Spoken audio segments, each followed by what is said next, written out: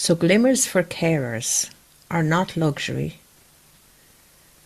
They're not something I'll do when I have time to wonder what is Dee Hennessy on about.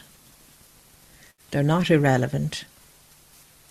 They're not something that adds to my time or to-do list or takes some of my energy.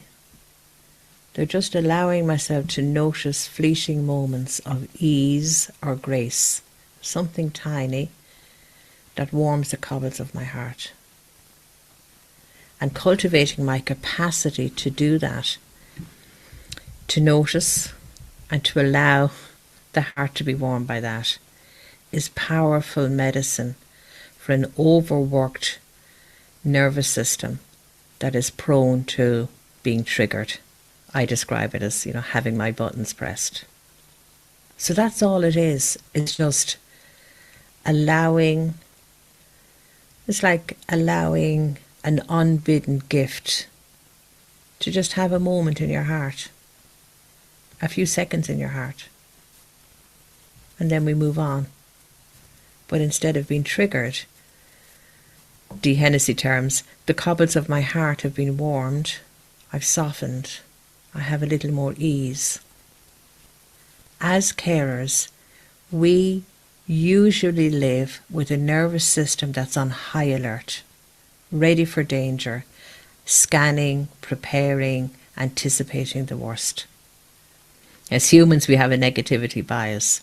When we're in a situation as carers, that negativity bias is dialed up. We're on alert. That's our default way of being in the world. Now, this is not a personal failing. It's not because I'm not managing my nervous system. It's because I'm in this situation as a carer. This is the given nervous system activity of a carer. Actually, what it is, this nervous system activity, this red alert, this battle-ready mode, is actually our love in action. It's us being hyper-focused, utterly focused, willing to do anything we can possibly do for the beloved that we're caring for. It's utterly natural. It's love in action.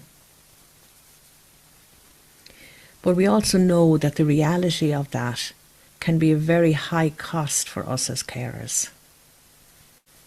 As I say all the time in this gathering, usually as carers we don't notice ourselves, maybe until we fall down, or we're guilty for noticing ourselves. And yet we know, we're not stupid human beings, we know that without moments of safety, the system, this high alert scanning activity where we live, never gets a chance to stand down. That fleeting moment, that lovely nature image out the window we were sharing earlier, seeing a bee or a bird on the flower, me noticing the robin earlier, or having that little human connection, fleeting, less than a moment I would say, on public transport. That's all it takes for us to remember, for that high alert to get a wee break. But without those moments of safety, the system doesn't get to stand down, and over time, we know it. Everybody in this room knows it. You don't need Dee Hennessy saying it. But we do know it, that over time, that constant vigilance can lead not only to exhaustion, but actually to a narrowing of experience. So the glimmers don't even have a chance to get in anymore. The body literally forgets what ease is like, and we just keep striving and pushing and doing what we have to do, with all of the associated feelings of frustration and anger and guilt that we can't do all that we want to or need to do. And we automatically go there if we don't have ways to remember ourselves, to be kind to ourselves, and to allow in some nervous system regulation, some tiny little moments of ease, like with glimmers. So glimmers actually function to make sure that we don't narrow our perspective so much that we literally forget to mind ourselves. Glimmers are not time consuming. They don't require any particular space in the day. They're just a way, really, of gently widening that window again, so we can actually see the snowdrop emerging, the two kids having fun on the street outside. We just notice something that warms the cobbles of our hearts. And that noticing, that tiny glimmer, if we can train ourselves to allow that softness even momentarily a few times a day, that literally softens the hypervigilance. It reminds the body, I'm okay now. We're actually safe in this moment. And it restores our resilience, our capacity for coping, for bouncing back, for being well, without any extra effort. So from a Celtic perspective, glimmers are definitely not a new idea. I mean, the word is new. It's fairly new to me. I had to understand polyvagal theory, get my head around glimmers. But as I did that, I thought, they're talking about those moments of grace, those thin places. That's how we would describe it in Celtic worldview.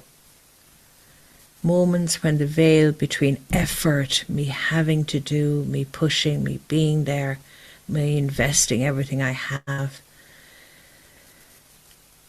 and the grace, just a graced moment that just arrives, not bidden by me, not the result of my effort, just a graced moment. The thin veil, a shaft of light on a stone church, dew on a leaf, a sudden laugh in a moment of sorrow. Small, tiny even moments, but not insignificant.